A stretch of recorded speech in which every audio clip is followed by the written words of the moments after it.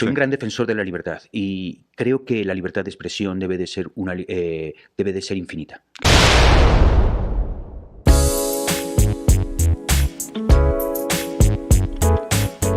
Diego Rusarín le hace una entrevista a Bunbury, denominada ¿Por qué crees lo que crees?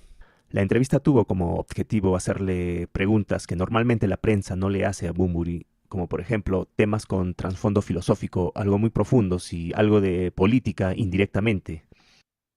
Lo curioso es que las respuestas de Bunbury me llamaron mucho la atención, puesto que se desmarcaban de los planteamientos de Rusarín, quien trataba de orillarlo a su postura filosófica, sin éxito a la vista. De las afirmaciones de Bunbury se desprenden muchos matices liberales, como el concepto de libertad negativa cuando hace referencia a la libertad de expresión infinita. También cuestiona las restricciones de esta a través de organismos supranacionales. Como este, hay muchos puntos que considero yo lo acercan al pensamiento liberal. Sin embargo, no afirmo nada, simplemente me remito a sus afirmaciones. Ustedes ya sabrán sacar sus conclusiones. ¿Qué es para ti la libertad? Es un tema muy interesante, la libertad, y es un tema que particularmente me apasiona. A ver. Porque vivimos en un mundo en el que, digamos, parecía que teníamos unas libertades más o menos estructuradas que estaban estipuladas en los derechos humanos. Claro. Los derechos humanos hablan de la libertad de expresión, hablan de la libertad de movimiento, hablan de la libertad de credo, hablan de la libertad médica, hablan de la libertad en muchos aspectos. Y de alguna forma en los últimos años, yo diría que desde un poco antes de la pandemia y muy especialmente durante la pandemia, algunos de estos aspectos de la libertad se han puesto en entredicho. Claro. El concepto de la libertad en sí mismo es un concepto muy abstracto y podemos entender diferentes cosas, ¿no? Podemos entender que somos libres dentro de un mundo consumista en el que nuestra libertad al final es elegir el color de nuestro auto o la carcasa del móvil, ¿no? Bueno, cosas muy banales, aunque prefiero eso a tener que elegir entre comer y no comer, o comer de la basura o de los desperdicios, como en los países de la orbe comunista. Aquí eres morada, tú lo que somos súper libres, ¿no? O nuestras libertades son libertades que están encerradas dentro de un código penal, ¿no? Hay unas leyes que nos permiten hacer unas cosas y nos impiden hacer otras, ¿no? A mí me impiden asesinarte porque hay unas consecuencias en la ley, ¿no?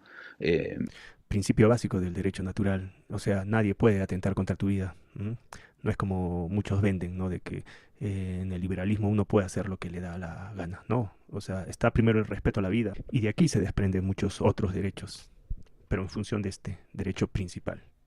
Me impiden determinadas cosas, ¿no? Y está la propiedad privada, etcétera, etcétera. El aspecto que me parece interesante que se ha puesto un poco en entredicho es el tema, por ejemplo, de la libertad de expresión, ¿no? El tema de hasta qué punto podemos decir lo que quieras, puedes decir lo que quieras, si el límite es la ofensa o el límite es la intolerancia. No, infinito, ¿no? El que yo puedo decir absolutamente lo que quiera sobre ti. Puedo decir, con respecto a un político, por ejemplo, podemos decir, este es un huevón, ¿no? Podemos insultarle porque nos parece un huevón, ¿no? Esa es la verdadera libertad de expresión, el poder expresarnos y manifestar lo que sentimos, sin ningún tipo de censura. Me gusta lo que dice Bunbury hasta el momento. Tiene muchos puntos en los cuales yo estoy muy de acuerdo con él. Y ahora hay quienes piensan que hay grupos, minorías y personas en el mundo que sienten ofensa ante ciertas palabras y que esa libertad se debe de restringir. Directo en el wokismo. Eso no debe haberle gustado para nada a Rusarín. How dare you? Soy un gran defensor de la libertad y creo que la libertad de expresión debe de ser infinita. Claro. Debes de poder decir absolutamente cualquier cosa que no incite a la violencia. Claro. Wow, chúpate esa, Rusarín. Qué gran respuesta. Diego debe estar internamente un poco descolocado y bueno, es un buen punto el de Bunbury, donde se define como un defensor de la libertad y más aún un defensor de la libertad de expresión infinita, o sea, prácticamente un liberal libertario. Y no sería raro, puesto que Bunbury tiene mucho aprecio por la figura de Antonio Escotado, como a continuación les mostraré. Mira, hace poco murió Antonio Escotado, que es un filósofo español al que yo admiraba muchísimo. Tuve la ocasión de hablar y tomar con él hace muchos años, pero llevaba mucho tiempo con, bueno, pues con la distancia que es un gran océano entre medio, ¿no? Él vivía en España. Me hubiera gustado antes de que muriera tomar algo con él y tener una larga conversación. Para los que no conozcan la figura de Antonio Escotado, contarles que fue un filósofo español. Antonio Escotado tuvo una evolución interesante en su pensamiento político. En su juventud se identificaba con el comunismo revolucionario, pero con el tiempo se convirtió en un defensor del liberalismo. Escotado valora profundamente la libertad individual y critica tanto el autoritarismo como el utopismo, enfocándose en la cuestión de la libertad frente al autoritarismo. Hay un par de cosas que me parecen muy interesantes que mencionaste. Primero, o sea, me gusta cómo estructuras el argumento de decir, hablemos sobre la libertad y el punto de partida es entender nuestra relación con los derechos humanos, ¿no? Y también históricamente, y ahora que lo estabas diciendo me recordó, porque la idea del derecho humano presupone que nosotros somos humanos, ¿no? Sí. Pero el humano tiene una serie de características que tiene que cumplir para merecer esos derechos. Y históricamente también se ha usado el título de humano, se ha instrumentalizado para decir que los no humanos no tienen derechos, ¿no? Claro, ¿no? Como el nacionalsocialismo que deshumanizaba a todos aquellos que no pertenecieran a la raza aria. O como actualmente también aquellos que deshumanizan al feto, ¿no? Considerándolo no humano. Por ende, consideran de que no es sujeto de derecho. Entonces es interesante cómo el marco legal incluso ha creado esos propios estados de excepción. Entonces, y creo que hace mucho sentido con la segunda parte de la conversación donde llevaste a, oye, pues durante el periodo de pandemia usaban excusas para quitarnos nuestros derechos. Para quitarnos derechos bastante básicos, sí, universales, casi, ¿no? del ser humano.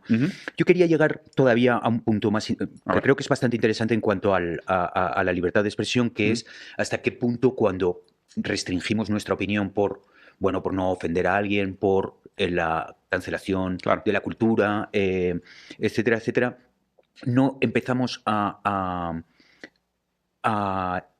llegar a los límites de la libertad de pensamiento. El que no podamos expresar algunas cosas nos llevan a que no las queramos pensar. Claro. Y se empieza a crear un círculo dentro de nuestra propia cabeza en la que nos impedimos pensar en determinados aspectos, ¿no? Me parece que Bunbury hace referencia a Orwell en 1984, cuando la neolengua trata de limitar y condicionar el pensamiento de los hablantes. Al reducir las palabras que puedes utilizar bajo cualquier pretexto, por ejemplo, discurso de odio, estas censuras disminuyen asimismo los pensamientos que se pueden concebir. Las generalizaciones y palabras que matan supresiones de palabras restringen las ideas del individuo. Si la palabra libertad no existe, es imposible que sepamos que exista tal concepto, y mucho menos que podamos aspirar a disfrutarlo. Si estoy entendiendo lo que estás diciendo, hay una relación entre el acto del habla y el acto del pensamiento. O sea, de alguna manera pensamos hablando. O sea, hay una parte del pensamiento que necesita ser hablado para ser llevado a su conclusión. Como decir, podrías pensar cosas racistas, pero si no las dices, ese pensamiento no se concreta. O podrías tener pensamientos subversivos en contra del sistema, pero si no eres capaz de decirlos, no logras nada. Y viceversa, al no decirlos, dejas de pensarlos. Claro, claro.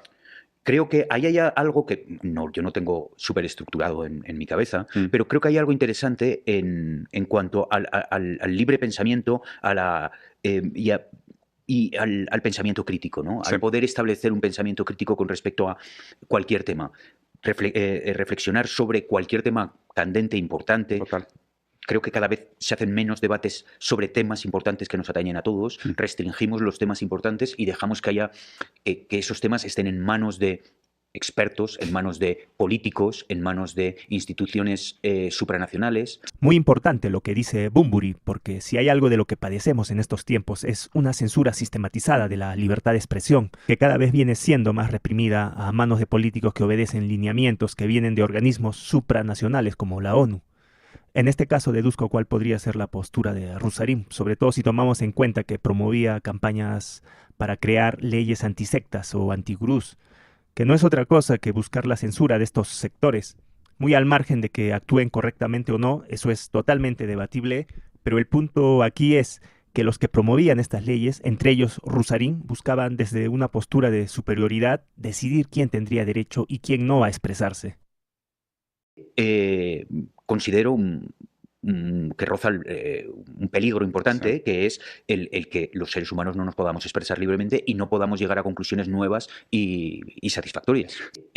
Hasta el momento Bunbury defendió la libertad de expresión infinita, de lo cual desprendemos la libertad negativa, o sea, la ausencia de coacción. Este concepto de libertad es la que defienden los liberales, ya que la libertad de expresión infinita se sitúa dentro del ámbito de libertad negativa. La libertad negativa se refiere a la ausencia de restricciones o interferencias por parte de otros, lo cual permite a una persona actuar según su propia voluntad. En este contexto, la libertad de expresión sin límites implica que no existen restricciones externas que limiten lo que uno pueda decir, escribir o expresar.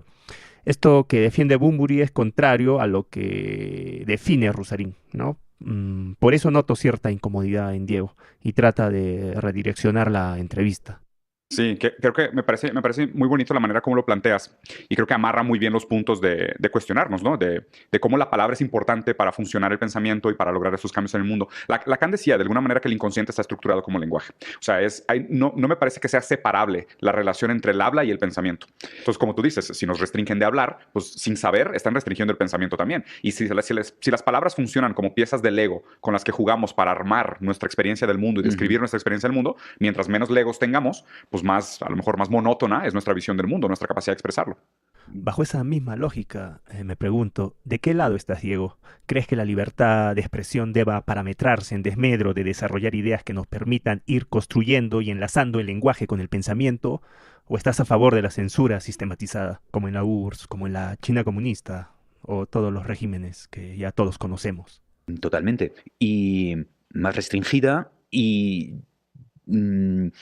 sobre todo, creo que se llega a menos conclusiones y pienso que de ahí la importancia de los debates abiertos en torno a cualquier tema en que escuchemos la argumentación de otras personas que no piensan como nosotros. Claro, aunque sea antagónica.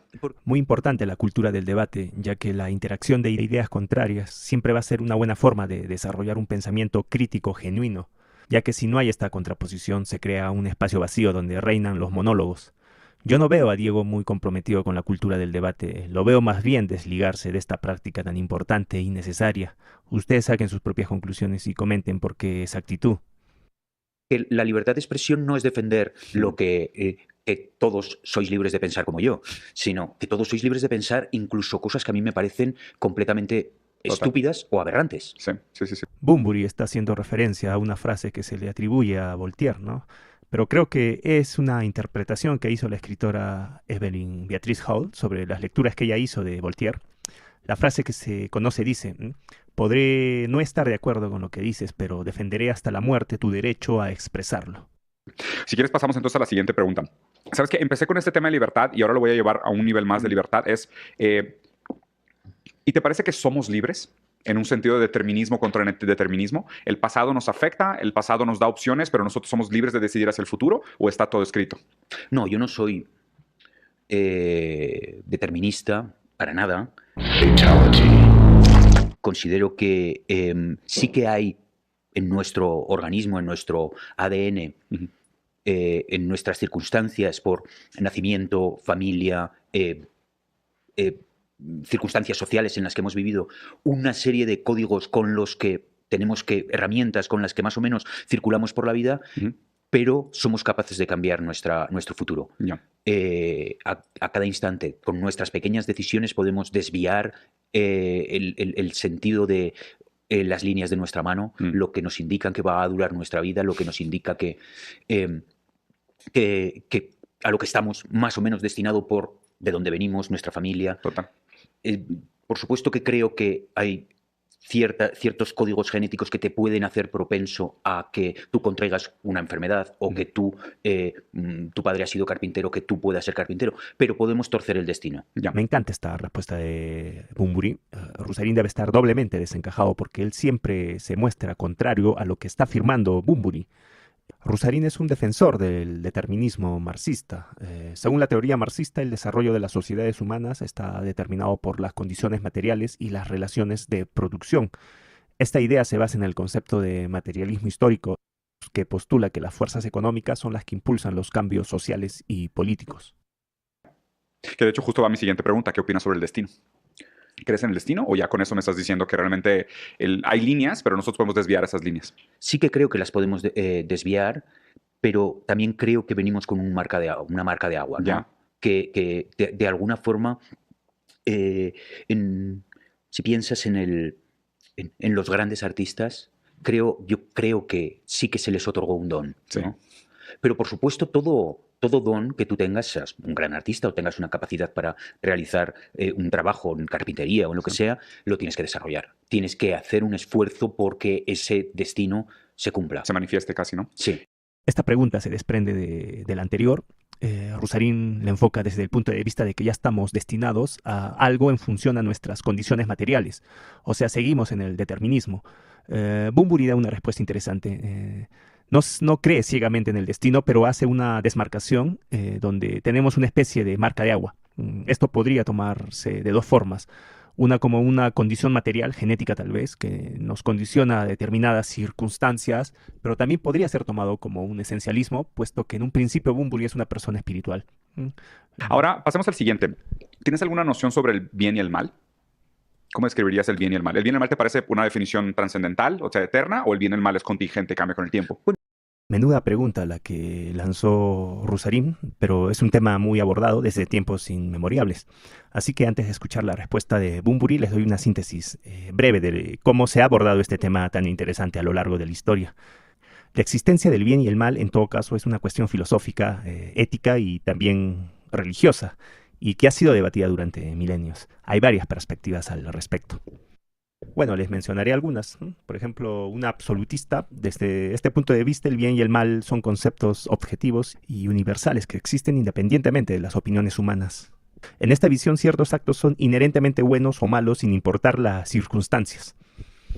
Luego tenemos una perspectiva relativista. En contraste el relativismo moral sugiere que lo que se considera bueno o malo varía según la cultura, la época o incluso la situación específica. Según esta perspectiva, no hay verdades morales universales y los conceptos de bien y mal son constructos sociales, ¿no? Pero bueno, en este punto yo diría que más allá del tiempo, las culturas, las épocas, hay verdades comunes que trascienden a todas estas circunstancias y es por eso que yo no me apego mucho al relativismo y de hecho pareciera que Bunbury tampoco. Luego tenemos una perspectiva humanista y secular, donde el bien y el mal pueden definirse en términos de lo que promueve o perjudica el bienestar humano. Actos que fomentan la felicidad, la salud y la prosperidad se consideran buenos, mientras que aquellos que causan sufrimiento y daño se consideran malos. En resumen, la existencia y naturaleza del bien y del mal dependen en gran medida del marco filosófico o religioso desde el cual se aborda la pregunta. Cada perspectiva ofrece una manera diferente de entender estos conceptos fundamentales. Quizás me confunda y me deje algo, pero creo que hay tres líneas que nos ayudan a definir el bien y el mal, ¿no? Una es la legal, otra es la espiritual y otra espiritual, ética, moral, y hay otra que sería la natural, ¿no? Creo que hay una serie de códigos naturales intrínsecos.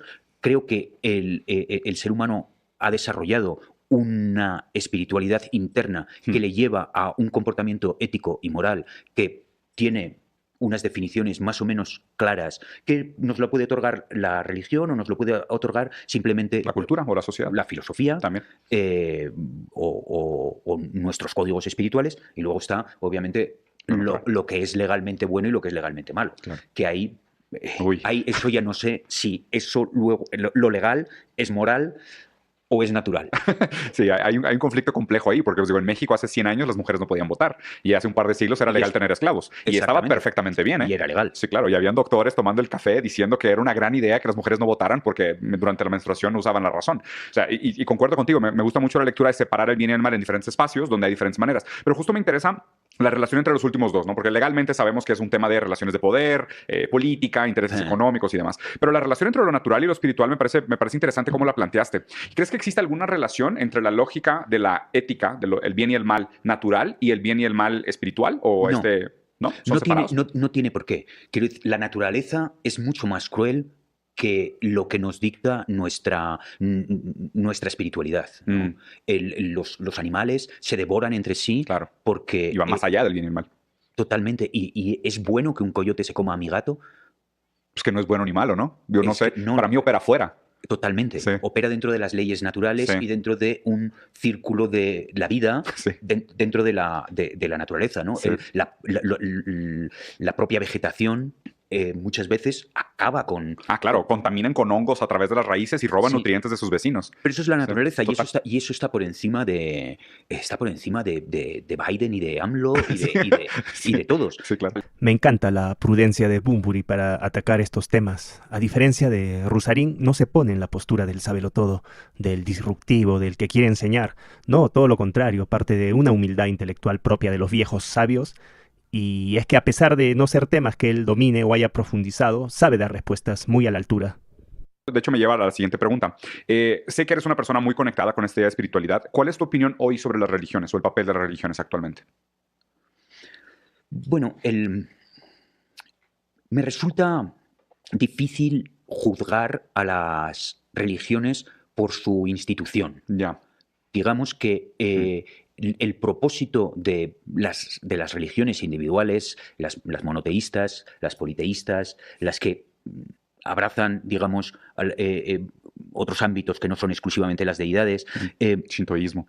El propósito normalmente es establecer una serie de códigos que en general, mirando con lupa cada una de ellas, no solo no hay una mala intención, sino que hay una buena intención de unificar y de hacernos seres más completos, ¿no? Qué buena respuesta. Y juzga la religión no en función de quienes la conformen, sino cuáles son los fines que ésta, muy al margen de sus componentes, busca. Entonces, desde este punto de vista se me viene a la mente el historiador rumano Mircea Eliade. Según él, el ser humano es religioso por naturaleza. Eliade desarrolló el concepto de homo religius para describir esta característica intrínseca de la humanidad. Él argumentaba que a lo largo de la historia y en todas las culturas los seres humanos han buscado y experimentado lo sagrado. Para Eliade, la religión no es simplemente una adición a la vida humana, sino una parte fundamental de la existencia misma. En sus estudios, Eliade mostró cómo los mitos, ritos y símbolos religiosos son universales y reflejan una necesidad profunda del ser humano de conectar con lo trascendental y encontrar un sentido en el mundo. Esta conexión con lo sagrado, según él, es lo que distingue al ser humano y le da una identidad propia frente a lo profano y lo cotidiano.